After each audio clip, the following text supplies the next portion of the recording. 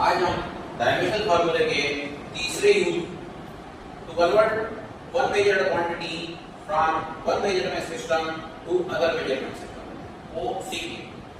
हमने किसी क्वांटिटी को एक सिस्टम जैसे मान लिया एकेएस सिस्टम में मेजर किया है और हमको इसकी वैल्यू सीकेएस सिस्टम में निकालना है, तो हम इस वैल्यू को किस तरीके से निकालेंगे यह आज हम डायमेंशनल फार्मूले की मदद से देखेंगे। सब एक मेजरमेंट सिस्टम में हमने मेजर किया, उसमें उसका नंबर वैल्यू है N1 और यूनिट है Q1। दूसरे सिस्टम में अगर उसको मेजर करते हैं तो उसका नंबर वैल्यू आता है N2 और यूनिट आता है Q। For example, if we measure the length of this room in MPS system, तो हम काय में मेजर करेंगे? मीटर में। सपोज ये आता है 10 मीटर और CKS सिस्टम में मेजर करते हैं तो ये सेंटीमीटर में आएगा। कितना भी सेंटीमीटर आता है, जैसे मान लिया x सेंटीमीटर आया, बट जिस चीज को हमने मेजर किया है कंप्लीट लेंथ को, तो वो हम किसी भी सिस्टम में मेजर करें तो कभी भी बदलेगा नहीं। इसलिए this is always equal to this, ये दोनों आपस में हमेशा बराबर होंगे।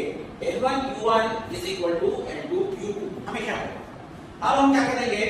अब हम Q2 जो क्वांटिटी है Q2 को हम डायमेंशनल फार्मूले में लिखेंगे। Dimensional formula for U is m to the power a n to the power b and t to the power c।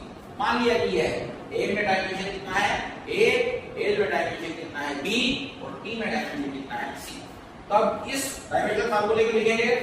First system में लिया गया m1 to the power a, l1 to the power b and t1 to the power c।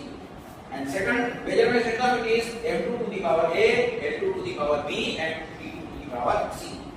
अब assume किया कि हमने इस first system में measure किया है and we need to find the value in second system, तो m2 को इधर रहने देंगे, बाकी को इधर डिनोमिनेटर में ले जाएंगे, ये चीज हमें मिली। अब यहां पर हम l1 इकट्ठा करेंगे, l2 l1 को एक साथ लिखेंगे और t को साथ लिखेंगे।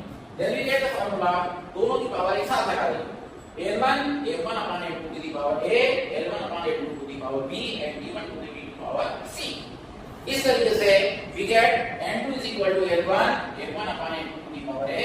ये जो है ये हमारा फार्मूला बन गया। This formula is used to convert the measured quantity from one measurement system to the other measurement system।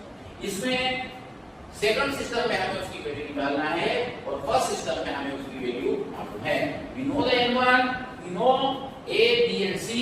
यदि हमें क्वांटिटी का डायमेंशन फार्मूला मालूम है तो हम उसकी वैल्यू निकाल सकते हैं। इसका एग्जांपल हम अगले वीडियो में देखेंगे। यदि आपको हमारे वीडियो पसंद आ रहे हैं तो आप इसे लाइक कीजिए, इस हमारे चैनल को